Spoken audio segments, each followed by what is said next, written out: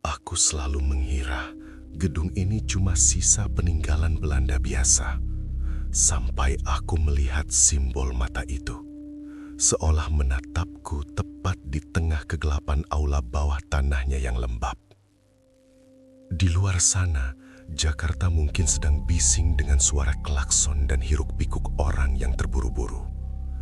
Tapi di sini, di balik tembok setebal setengah meter ini, suasananya berubah total. Dingin, sunyi, dan ada bau tanah basah yang menusuk hidung. Aku berdiri tepat di tengah aula yang dulunya mungkin menjadi saksi bisu pertemuan rahasia para petinggi kolonial. Awalnya, aku cuma tertarik dengan arsitekturnya yang megah. Tapi begitu cahaya senterku mengarah ke sudut langit-langit yang gelap, aku seketika mematung.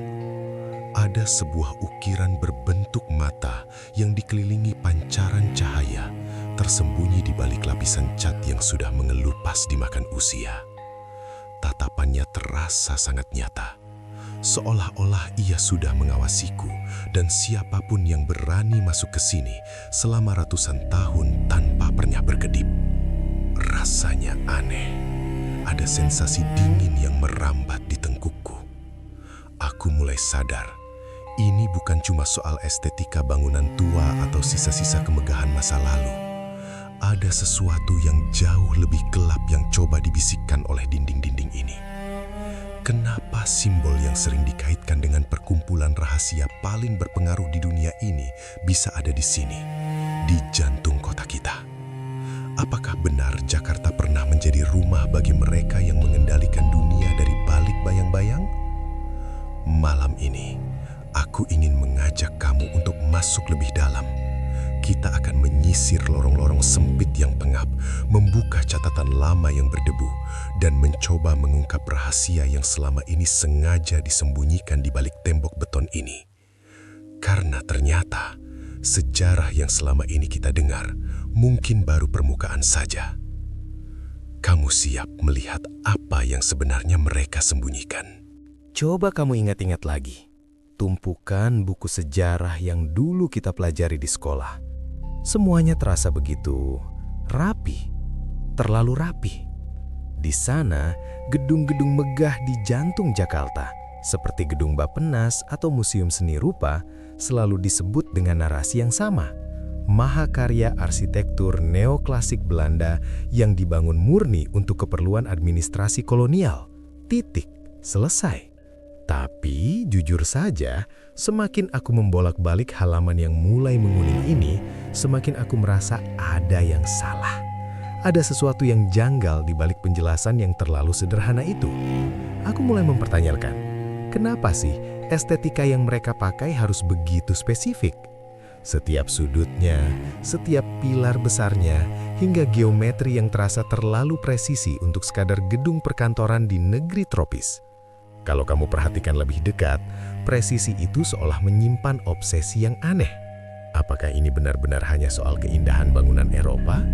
Ataukah sebenarnya ada pesan rahasia yang sedang dibisikkan oleh para arsiteknya melalui simbol-simbol mati ini? Aku punya firasat, dinding-dinding bisu ini adalah cara mereka berkomunikasi dengan saudara mereka di masa depan.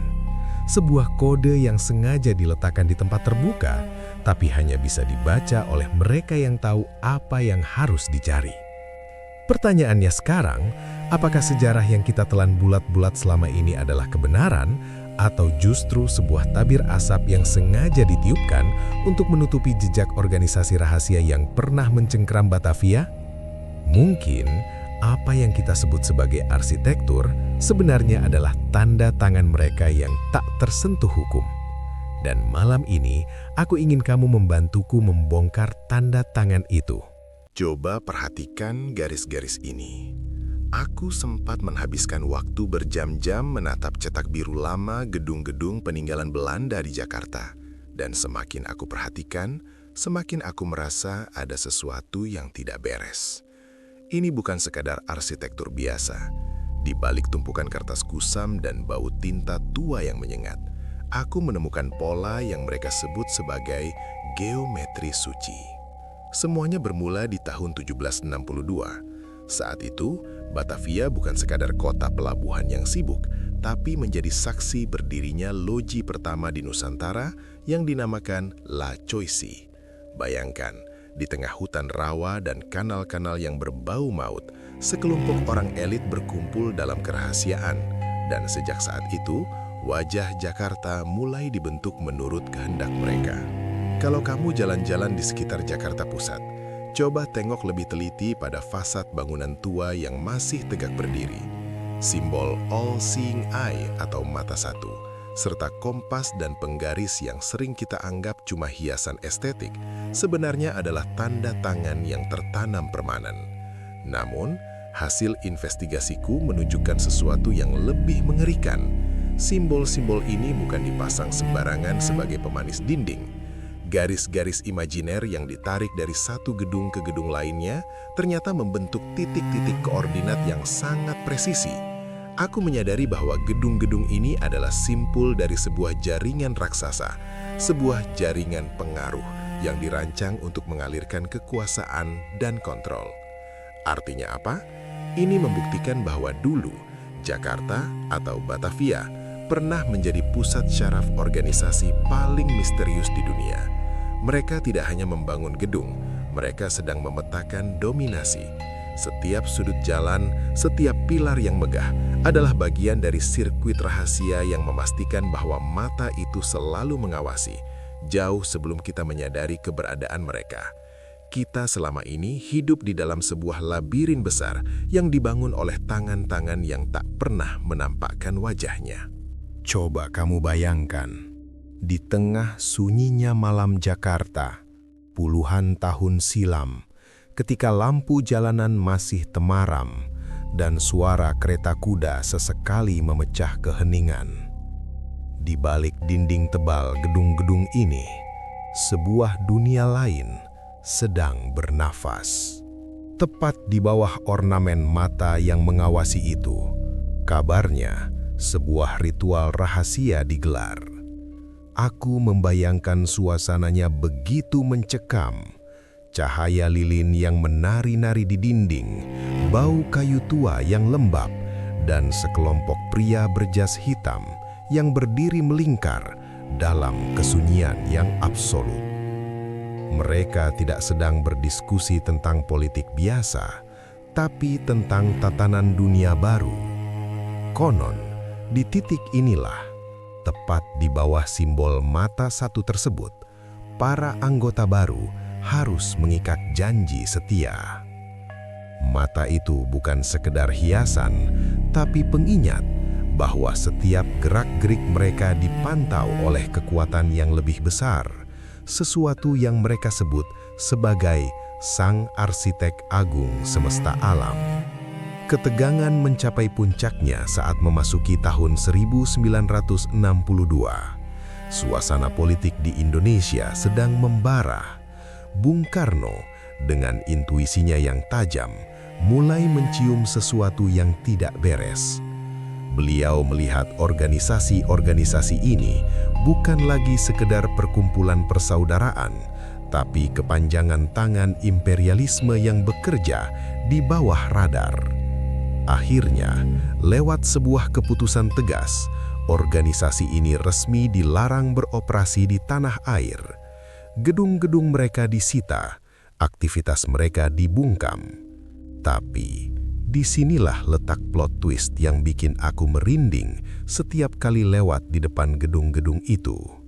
Meskipun organisasinya dilarang dan para anggotanya seolah menguap di telan sejarah, ada satu hal yang tidak pernah berubah.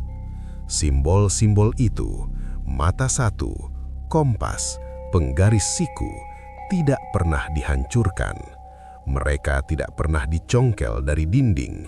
Mereka dibiarkan tetap ada, menempel permanen di fasad gedung tua di jantung kota Jakarta. Kenapa? Kenapa pemerintah saat itu tidak menghapus jejaknya sampai bersih? Ini yang sering disebut sebagai hiding in plain sight, bersembunyi di depan mata. Mereka tetap di sana, diam, membisu, seolah-olah mereka sedang menunggu. menunggu waktu yang tepat untuk bangkit kembali, atau mungkin mereka sebenarnya tidak pernah benar-benar pergi. Setiap kali kamu berjalan melewati gedung kimia farma di Jalan Budi Utomo atau gedung-gedung tua di kawasan kota tua, tataplah ornamen-ornamen itu sedikit lebih lama. Kamu akan menyadari bahwa meskipun zaman sudah berganti, mata itu masih di sana, tetap mengawasi kita semua, persis seperti yang mereka lakukan 100 tahun yang lalu. Langkah kakiku bergema di trotoar yang mulai sepi ini, menjauh dari bayang-bayang gedung tua yang baru saja kita bedah rahasianya. Ada perasaan aneh yang merayap di tengkukku. Perasaan seolah-olah meskipun aku sudah membelakangi bangunan itu, mata itu masih ada di sana. Menatap punggungku, menghitung setiap langkah yang aku ambil. Mungkin kamu berpikir, itu kan cuma sejarah lama. Organisasi itu sudah resmi dibubarkan, gedung-gedungnya sudah beralih fungsi, dan rahasia mereka sudah terkubur bersama debu-debu kolonial. Tapi coba luangkan waktu sejenak saat kamu berjalan di trotoar Jakarta yang gelap. Perhatikan baik-baik detail di pilar-pilar beton, ukiran di atas pintu kayu yang lapuk, atau pola lantai di gedung-gedung peninggalan Belanda yang masih berdiri kokoh. Jejak mereka tidak pernah benar-benar dihapus. Mereka hanya bersembunyi di tempat yang paling terang di depan mata kita semua. Simbol-simbol itu tetap abadi, menjadi saksi bisu atas sebuah kekuatan yang pernah mendikte bagaimana kota ini dibangun, dan mungkin bagaimana dunia ini dijalankan. Aku ingin kamu merenungkan satu hal sebelum kamu menutup video ini. Di dunia yang penuh dengan informasi seperti sekarang, apakah sejarah yang kamu ketahui selama ini adalah kebenaran yang sesungguhnya?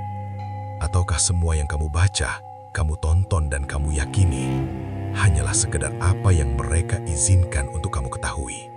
Hati-hati di jalan, karena di kota sesibuk Jakarta pun selalu ada mata yang tak pernah terpejam. Terus mengawasi setiap langkahmu.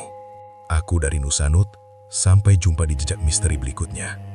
Dan ingat, jangan berhenti mencari tahu.